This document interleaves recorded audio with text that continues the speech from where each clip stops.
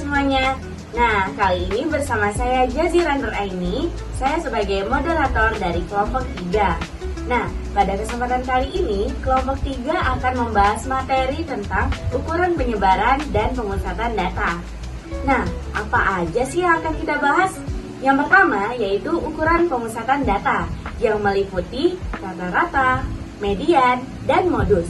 Yang kedua, kita akan membahas tentang ukuran penyebaran data yang meliputi simpangan rata-rata, simpangan baku, dan ragam. Nah, di sini sudah ada data berat badan siswa-siswi kelas 12 kimia 2 dengan nilai minimum yaitu 36 dan nilai maksimumnya 76. Nah, kita masuk ke materi pertama yaitu ukuran pemusatan data. Ukuran pemusatan data merupakan sembarang ukuran yang menunjukkan pusat segugus data yang telah diurutkan dari yang terkecil sampai yang terbesar atau sebaliknya. Terdapat 3 jenis ukuran pemusatan data. Yang pertama yaitu mean atau rata-rata hitung. Yang kedua, median atau nilai tengah setelah data diurutkan dan nilai terkecil hingga terbesar. Yang ketiga adalah modus, yaitu nilai yang paling sering muncul atau nilai yang mempunyai frekuensi tinggi. Nah, kita masuk ke mean atau rata-rata hitung. Nah, di sini sudah ada data berat badan siswa kelas 12 kimia 2 yang meliputi kelas, batas kelas, titik tengah, frekuensi, dan titik tengah dikali frekuensi. Nah, bagaimana sih cara kita untuk mencari mean? Rumusnya adalah X bar sama dengan sigma FI kali XI per sigma FI, di mana FI adalah frekuensi kelas interval ke I, dan XI adalah titik tengah kelas interval ke I. Nah, di sini diketahui sigma FI kali XI sama dengan 1512 dan sigma FI sama dengan 28. Sehingga X bar sama dengan 1512 per 28. Sehingga hasilnya adalah 54. Nah, sekarang Ida akan mengajak kalian untuk menentukan cara lain untuk mencari mean, yaitu rataan sementara 1 dan rataan sementara 2. Nah, untuk rataan sementara 1, langkah-langkahnya yaitu menentukan kelas untuk dijadikan rataan sementara, lalu menentukan DI dikali XI dikurang X bar S, lalu menentukan FI DI. Jadi X bar adalah 53 ditambah 20 per 28, jadi 53 ditambah 0,7 menjadi 53,7. Nah, cara lainnya adalah rataan sementara 2. Langkah-langkahnya adalah menentukan salah satu kelas untuk dijadikan rataan sementara, lalu menentukan I, lalu menentukan FIUI. Rumusnya adalah X bar sama dengan X bar S ditambah sigma FIUI per sigma FI dikali P. Nah, keterangannya FI adalah frekuensi dan P adalah panjang kelas. Jadi, 53 ditambah 4 per 28 ditambah 7 sama dengan 53 ditambah 1 sama dengan 54. Dadah!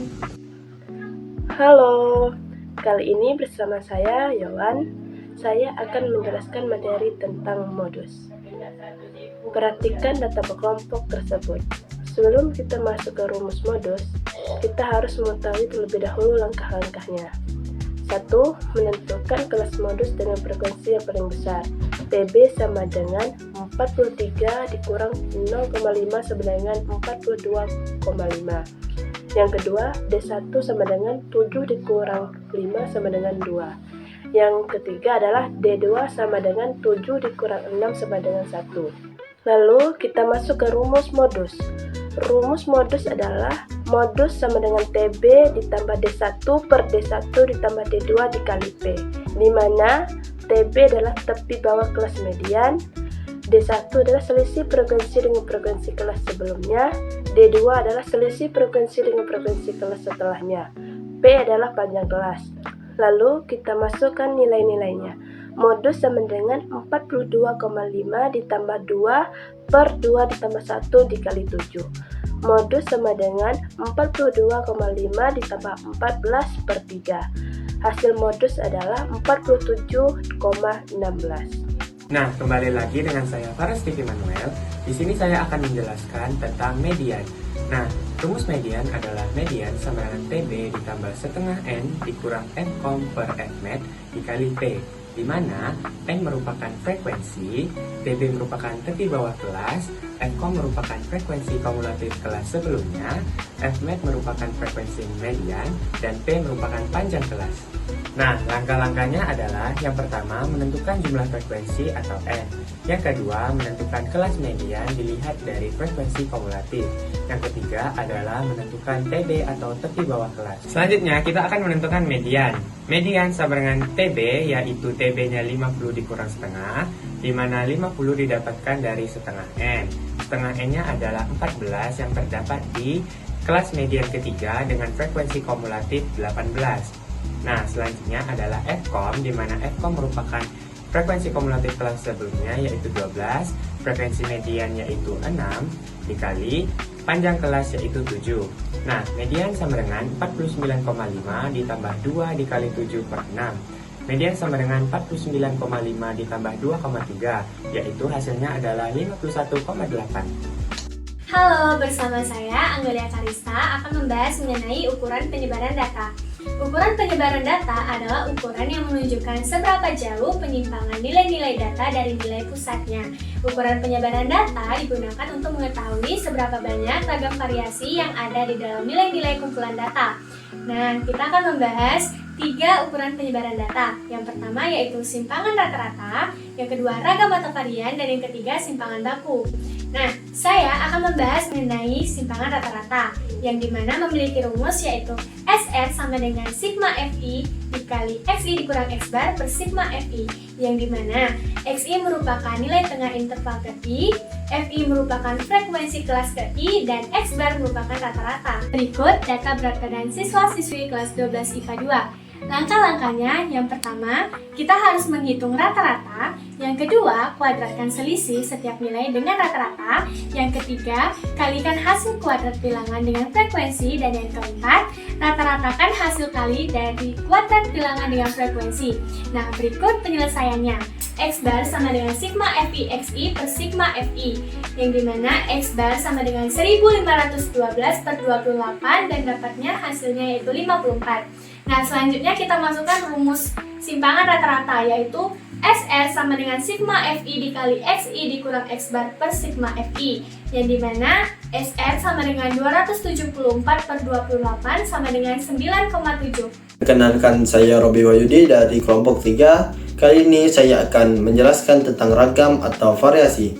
Ragam atau variasi adalah nilai pengukur yang digunakan untuk mengetahui bagaimana data tersebar terhadap mean atau nilai rata-rata kumpulan data. Rumus untuk menghitung rata-rata varians adalah S kuadrat sama dengan epsilon Fi buka kurung Xi dikurang X bar tutup kurung kuadrat per epsilon Fi, dengan Xi sama dengan nilai tengah interval ke I, Fi sama dengan frekuensi kelas ke I, X sama dengan rata-rata. Baiklah, ini adalah data berat badan siswa-siswi kelas 12 IPA 2. Langkah-langkah: menghitung rata-rata, kuadratkan selisih setiap nilai dengan rata-rata, kalikan hasil kuadrat bilangan dengan frekuensi, rata-ratakan hasil kali dari kuadrat bilangan dengan frekuensi. Penyelesaian: X bar sama dengan 1,512 per 28, yaitu sama dengan 54. S kuadrat sama dengan 3,794 per 28. S kuadrat sama dengan 135. Nah, hari ini akan menjelaskan tentang simpangan baku. Simpangan baku atau deviasi standar adalah ukuran sebaran statistik yang paling rajin. Ia mengukur singkatnya yang mengukur bagaimana nilai-nilai data tersebar, bisa juga didefinisikan sebagai rata-rata. Jarak penyimpangan titik-titik data diukur dari nilai rata-rata data tersebut dengan rumus S atau simpangan baku sama dengan akar S kuadrat, di mana S kuadrat adalah ragam atau variasi. Langkah-langkahnya sebagai berikut. 1. Menentukan nilai dari ragam atau variasi. 2. Menghitung akar dari ragam atau variasi. Penyelesaian: diketahui S pangkat 2 sama dengan 135,5. Ditanya S. Jawabnya S sama dengan akar S pangkat 2, S sama dengan akar 135,5, S sama dengan 11,64. Nah, sekarang kita masuk ke kuis. Yang manakah rumus untuk mencari median?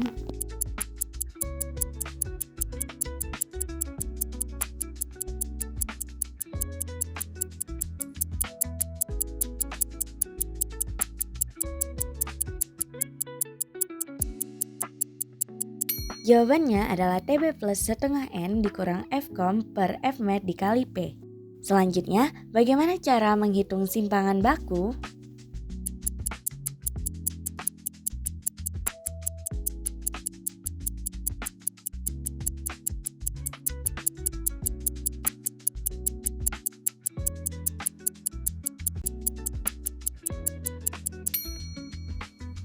Jawabannya adalah sebagai berikut. Nah, pertanyaan terakhir nih. Berapakah nilai simpangan baku jika diketahui nilai ragam atau variasi adalah 289?